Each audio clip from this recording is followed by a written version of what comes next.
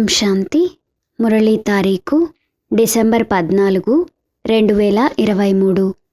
మధురమైన బాబా చెప్తున్నారు, మీఠే బచ్చే, తమ సౌభాగ్యాన్ని తయారు చేసుకోవాలంటే ఈశ్వరీయ సేవలో తత్పరులవ్వండి. మాతలకు, కన్యలకు తండ్రికి సమర్పితం అవ్వాలనే తీవ్ర ఉమంగము రావాలి. శివశక్తులు తండ్రి పేరును ప్రసిద్ధం చేయగలరు. ప్రశ్న: కన్యలందరికీ బాబా ఏ శుభ సలహానిస్తున్నారు? జవాబు: ఓ కన్యలారా, మీరిప్పుడు అద్భుతాన్ని చేసి చూపించండి. మీరు మమ్మ సమానంగా అవ్వాలి. మీరిప్పుడు ప్రాపంచిక కీర్తి ప్రతిష్టలను వదులుకోండి, నిర్మోహులుగా అవ్వండి. ఒకవేళ అదర్ కుమారీలుగా అయితే మచ్చ ఏర్పడుతుంది. రంగురంగుల మాయ నుండి మిమ్ములను మీరు రక్షించుకోవాలి. మీరు ఈశ్వరీయ సేవ చేస్తే వేలాది మంది వచ్చి మీ చరణాలపై పడతారు. ఓం శాంతి. శివశక్తులైన మీరు ఉప్పొంగి ప్రవహించేవారు. తండ్రిపై బలిహారం అవ్వాలనే తీవ్ర ఉమంగం ఉండాలి. దీనినే మౌలాయి మస్తీ అని అంటారు. ఎదురుగా ఎవరెవరు కూర్చొని ఉన్నారో తండ్రి చూడవలసి ఉంటుంది. వాస్తవానికి తరగతిలో విద్యార్థులందరిపై టీచర్ దృష్టి పడే విధంగా కూర్చోవాలి. కానీ ఇది సత్సంగం వలె అయిపోతుంది. కానీ ఏం చేయాలి? డ్రామాలో ఇలాగే నిర్ణయించబడింది. తరగతిలో నంబర్ వారుగా కూర్చోబెట్టలేరు. పిల్లలు తండ్రి ముఖం చూడాలని ఎలా ఆశతో ఉంటారో తండ్రి కూడా అలాగే ఆతృతతో ఉంటారు. పిల్లలు లేని ఇల్లు అంధకారమయమని భావిస్తారు. పిల్లలైన మీరు ప్రకాశింపజేయువారు.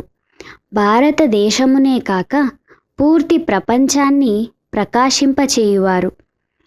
పాట: మాత ఓ మాత, నీవు అందరి భాగ్య విధాత. ఓం శాంతి. ఈ పాట కూడా మీ శాస్త్రమే. సర్వశక్తులకు శిరోమణి గీత. మహాభారతం, రామాయణం, శివపురాణం, వేద ఉపనిషత్తులు మొదలైన శాస్త్రాలన్నీ గీత నుండే వెలువడ్డాయి. ఎంత విచిత్రము! వీరి వద్ద శాస్త్రాలేవీ లేవు. నాటకాల రికార్డులు వేస్తారని మీ గురించి అంటారు. కానీ ఈ రికార్డులో వెలువడే అర్థంలోనే సమస్త వేద గ్రంథాలు మొదలైన వాటి సారము ఇమిడి ఉందని మీరంటారు.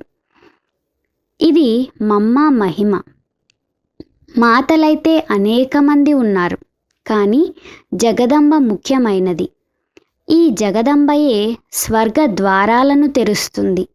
మళ్ళీ ఆమె మొదట విశ్వాధికారిగా అవుతుంది. తప్పకుండా తల్లితో పాటు పిల్లలైన మీరు కూడా ఉన్నారు. అందుకే వారికి మీరే తల్లి, తండ్రి అని మహిమ ఉంది. శివబాబానే తల్లి, తండ్రి అని అంటారు. భారతదేశంలో జగదంబ మరియు జగత్పిత కూడా ఉన్నారు. కానీ బ్రహ్మకు అంత పేరు కానీ మందిరాలు కానీ లేవు. కేవలం అజ్మీరులోని బ్రహ్మ మందిరం ప్రసిద్ధంగాంచింది. అక్కడ బ్రాహ్మణులు కూడా ఉంటారు. బ్రాహ్మణులు 2 రకాలుగా ఉంటారు: పారసిద్ధ బ్రాహ్మణులు మరియు పుష్కరిణీ బ్రాహ్మణులు. పుష్కరములో ఉండేవారిని పుష్కరిణీ బ్రాహ్మణులు అని అంటారు. కానీ ఆ బ్రాహ్మణులకు ఇది తెలియదు.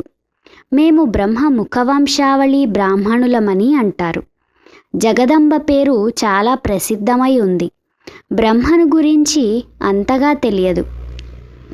ఎవరికైనా చాలా ధనం ప్రాప్తిస్తే సాధు సత్పురుషుల కృప అని భావిస్తారు. ఈశ్వరుని కృప అని భావించరు. నేను తప్ప మరెవ్వరూ కృప చూపించలేరని తండ్రి చెప్తున్నారు.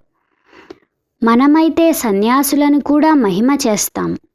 ఒకవేళ సన్యాసులు పవిత్రంగా ఉండకపోతే భారతదేశం కాలిపోయి మరణించేది అంటున్నారు బాబా.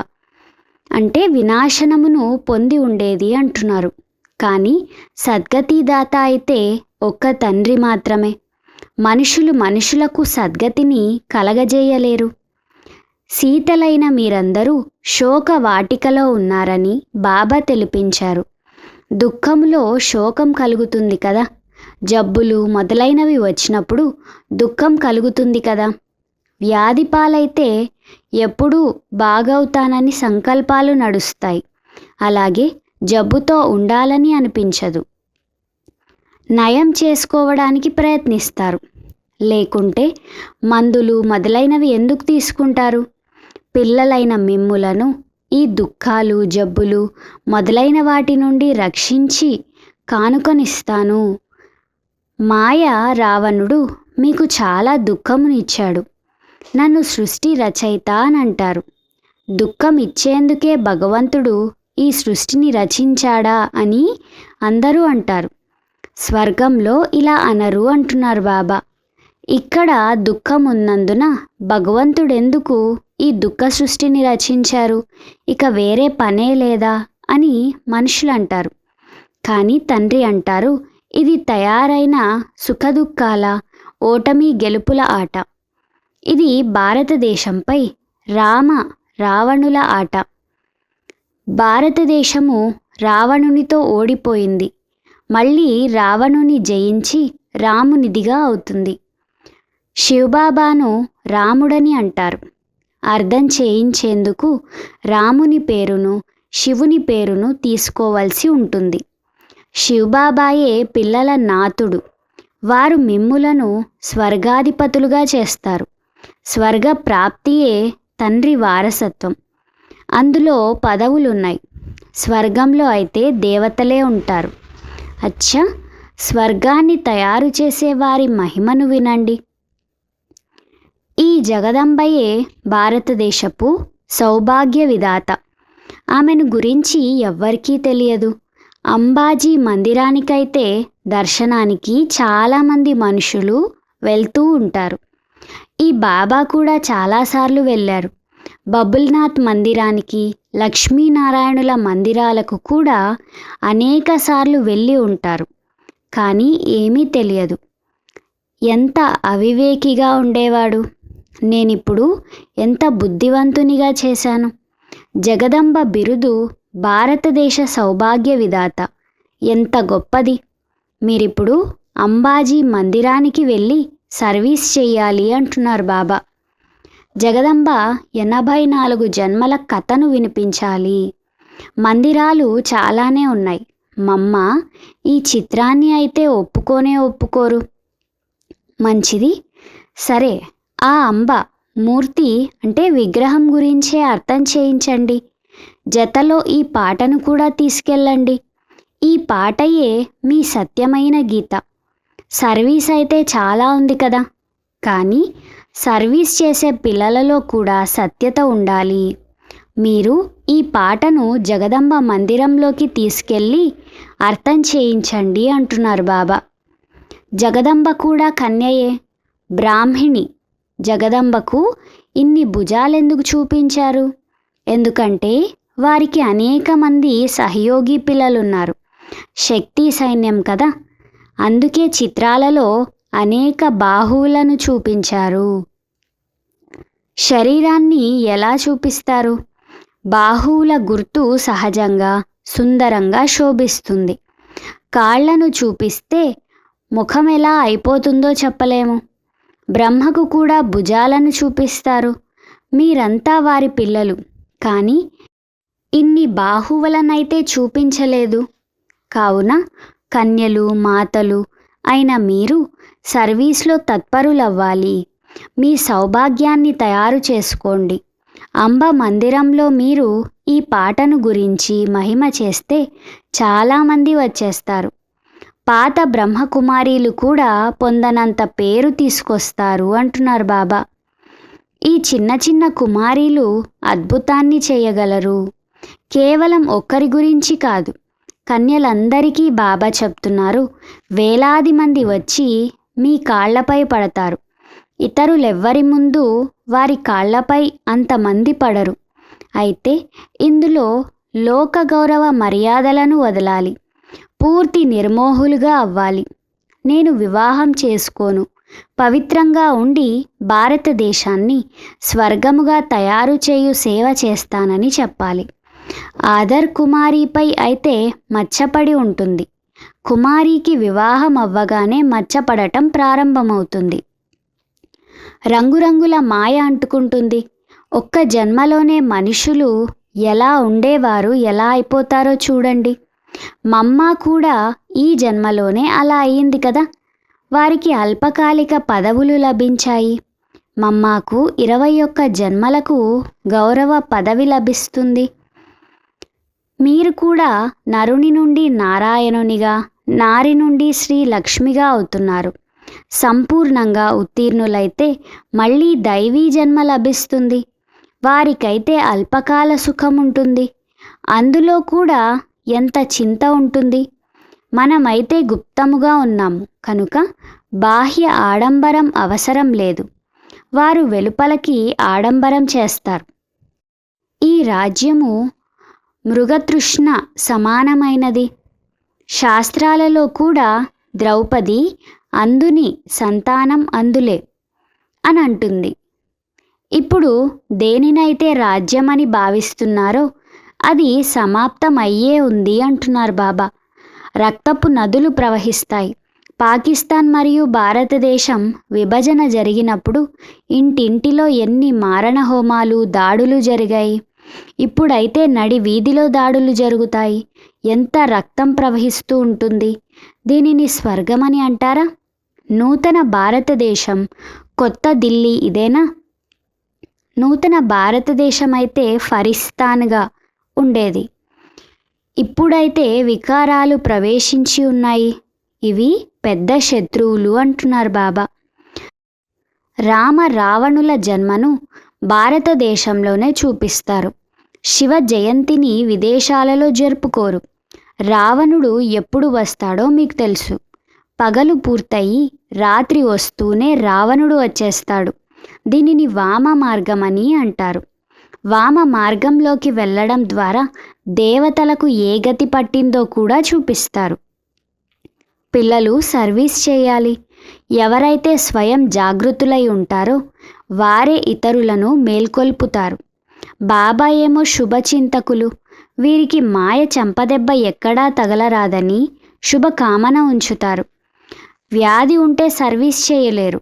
జగదంబకే జ్ఞాన కలశం లభిస్తుంది, లక్ష్మికి కాదు. లక్ష్మి చేతిలో దానం చేసేందుకు ధనాన్ని చూపిస్తారు. కానీ అక్కడైతే దానం మొదలైనవి ఉండవు. సదా పేదవారికే దానం ఇవ్వబడుతుంది. కావున కన్యలు ఇలా మందిరాలకు వెళ్ళి సర్వీస్ చేస్తే చాలామంది వస్తారు. మెచ్చుకొని అభినందిస్తారు. కాళ్ళపై పడతారు. మాతలకు కూడా గౌరవం ఉంది. మాతలు వినగానే ప్రఫుల్లితులుగా కూడా అవుతారు. పురుషులకైతే తమ అహంకారం ఉంటుంది కదా. ఈ సాకార బాబా బాహ్యార్మి అని, ఇతనిలో ఉండే నాదుడు నాదులకే నాదుడు అని బాబా అర్థం చేయించారు. కృష్ణుణ్ణి లార్డ్ అని అంటారు కదా. కానీ కృష్ణుడికి కూడా లార్డ్ ఆఫ్ లార్డ్ ఆ పరమాత్మయే. వారికి ఈ ఇల్లు ఇవ్వబడింది. కావున వీరు యజమాని మరియు భూస్వామిని కూడా అయినారు. ఇతడు పురుషుడు మరియు స్త్రీ కూడా. విచిత్రం కదా. భోగ్ పెడతారు, మంచిది. బాబాకు అందరి ప్రియ స్మృతులు తెలపండి. ఖుషీతో పెద్ద ఉస్తాదుకు సలాం పంపుతాము. ఇది ఒక ఆచారం. ప్రారంభంలో ఎలాగైతే సాక్షాత్కారాలు జరిగాయో అలా చివర్లో కూడా బాబా చాలా ఆహ్లాదపరుస్తారు. అబూలోకి చాలామంది పిల్లలు వస్తారు. ఎవరుంటారో వారు చూస్తారు. అచ్చా. రాత్రి క్లాసు 8/4/1968. ఈ ఈశ్వరీయ మిషన్ కొనసాగుతుంది. ఎవరైతే మన దేవీ దేవతా ధర్మానికి చెందినవారో వారే వచ్చేస్తారు. వారిది క్రైస్తవులుగా తయారు చేసే మిషనరీ. క్రైస్తవులుగా అయిన వారికి ఆ క్రైస్తవ వంశంలో సుఖం లభిస్తుంది, మంచి జీతం లభిస్తుంది. కనుక అనేక మంది క్రైస్తవులుగా మారిపోయారు. భారతవాసులు ఇంత జీతాలు మొదలైనవి ఇవ్వలేరు. ఇక్కడ లంచగొండితనం చాలా ఎక్కువగా ఉంది. లంచం తీసుకోకపోతే ఉద్యోగాన్నే ఊడగొట్టేస్తారు. ఇటువంటి పరిస్థితిలో ఏం చేయాలని పిల్లలు తండ్రిని అడుగుతారు. యుక్తితో పని చేయండి, ఆ ధనాన్ని శుభకార్యంలో ఉపయోగించండి అని బాబా చెప్తారు. పతితులైన మమ్ములను పావనంగా చేయండి, విముక్తిని కలిగించండి, ఇంటికి తీసుకెళ్ళండి అని ఇక్కడ అందరూ తండ్రిని పిలుస్తారు. తండ్రి తప్పకుండా ఇంటికి తీసుకెళ్తారు కదా. ఇంటికి వెళ్లేందుకే ఇంత భక్తి మొదలైనవి చేస్తారు. కానీ తండ్రి వచ్చినప్పుడే తీసుకెళ్తారు. భగవంతుడొక్కరే. అందరిలో భగవంతుడు వచ్చి మాట్లాడరు. వారు సంగమయుగంలోనే వస్తారు. ఇప్పుడు మీరు అటువంటి విషయాలను నమ్మరు. ఇంతకు ముందు అంగీకరించేవారు, ఇప్పుడు మీరు భక్తి చేయరు. మొదట మేము కూడా పూజలు చేసేవారం, ఇప్పుడు మమ్ములను పూజ్య దేవతలుగా తయారు చేసేందుకు తండ్రి వచ్చారని మీరు చెప్తారు. సిక్కులకు కూడా అర్థం చేయించండి. మనుషుల నుండి దేవతలుగా అని గాయనం ఉంది కదా. దేవతలకు మహిమ ఉంది కదా. దేవతలు సత్యయుగంలో ఉంటారు. ఇప్పుడిది కలియుగం. తండ్రి కూడా సంగమయుగంలో పురుషోత్తములయ్యే శిక్షణను ఇస్తున్నారు. దేవతలు సర్వోత్తములు, అందుకే అంతగా పూజిస్తారు. ఎవరినైతే పూజిస్తారో వారు ఎప్పుడో ఉండి వెళ్ళారని, ఇప్పుడు లేరని అర్థం. ఈ రాజధాని గడిచిపోయిందని భావిస్తారు. ఇప్పుడు మీరు గుప్తంగా ఉన్నారు. మనము విశ్వానికి అధిపతులుగా అవుతామని ఎవ్వరికీ తెలియదు. మనం చదువుకొని ఇలా అవుతామని మీకు తెలుసు. కావున చదువుపై పూర్తి గమనం ఉంచాలి. తండ్రిని చాలా ప్రీతితో స్మృతి చేయాలి. బాబా మనులను విశ్వాధిపతులుగా చేస్తున్నారంటే ఎందుకు స్మృతి చేయము? మళ్ళీ దైవీ గుణాలు కూడా కావాలి. మంచిది. మధురాతి మధురమైన అపురూపమైన పిల్లలకు మాతాపిత బాబ్దాదాల ప్రియ స్మృతులు మరియు గుడ్ మార్నింగ్. ఆత్మిక పిల్లలకు ఆత్మిక తండ్రి నమస్తే. हम रूहानी बच्चों की रूहानी माता पिता बाप दादा को याद प्यार गुड मॉर्निंग और నమస్తే నమస్తే నమస్తే. ధారణ కొరకు ముఖ్య సారము. మొదటి పాయింట్, ఈ ప్రపంచంలో బాహ్య అలంకారాన్ని చేసుకోరాదు. షో పనికిరాదు. సంపూర్ణంగా ఉత్తీర్ణులయ్యేందుకు గుప్త పురుషార్థం చేస్తూ ఉండాలి. 2, ఈ రంగురంగుల ప్రపంచంలో చిక్కుకోరాదు. నిర్మోహులుగా అయ్యి తండ్రి పేరు ప్రసిద్ధం చేసే సేవ చేయాలి. సర్వుల సౌభాగ్యమును మేల్కొల్పాలి అంటున్నారు బాబా. వరదానము. దిలారాముడైన తండ్రి స్మృతి ద్వారా 3 కాలాలను మంచిగా చేసుకునే ఇచ్ఛాముక్త్ భవ. వివరణ. ఏ పిల్లల హృదయంలో ఒక్క హృదయాభిరాముడైన తండ్రి స్మృతి ఉంటుందో వారు సదా వాహ్ వాహ్ అనే పాటలు పాడుతూ ఉంటారు. వారి మనసు ద్వారా స్వప్నంలో కూడా అయ్యో అనే శబ్దం వెలువడదు.